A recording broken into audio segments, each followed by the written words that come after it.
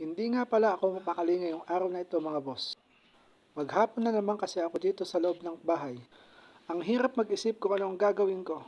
Para ako nabuburyo. Mababaliw na yata ako kaiisip. Siguro baka gutom lang to. Makain na lang muna ako. Gusto ko nga pala kumain ng burger. Burger ang sabi ko, hindi yan, tissue. Ano ba yan? Burger! Burger! Kung ano-ano ang nalabas. Burger please, burger. Ayun! Ito ang gusto ko. Masarap. Tara mga boss, kain muna tayo. Kakain ko nga ay para lalo ako ng hina. Hindi yata pagkain ang solusyon sa aking problema. Iisang bagay na lang ang naiisip ko. Baka ito na talaga ang solusyon. Dumiretso na nga ako sa rep. May binili nga pala ako kahapong energy drink. Aha, ikaw. Ikaw ang solusyon. Ikaw ang solusyon sa nanghihina kong katawan. Kumuha na nga pala ako ng kutkutin na partner ng aking bira. Commercial muna tayo ala Coco. Sa bagong mundo, handa tayo. Mula pagkabagsak, umahon tayo. Huwagin ang pagsubok. Di na tayo papatinag sa panahon.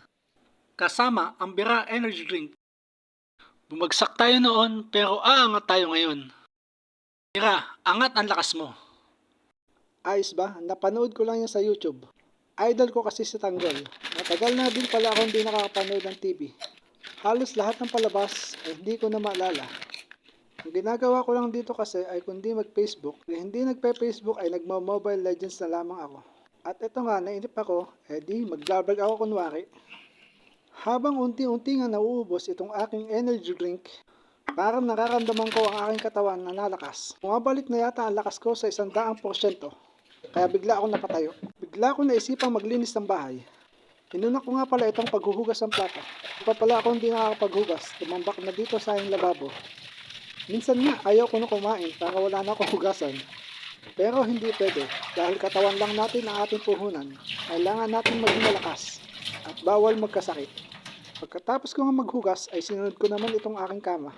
Nag-iisa-isa na nga ako dito, hindi ko pa maimis ang aking kwarto. Minsan kasi napapasarap ako paghiga. Wala din namang mapasok dito at ako laang. Tiniklop ko na nga din pala ang mga nilabhan ko kagabi.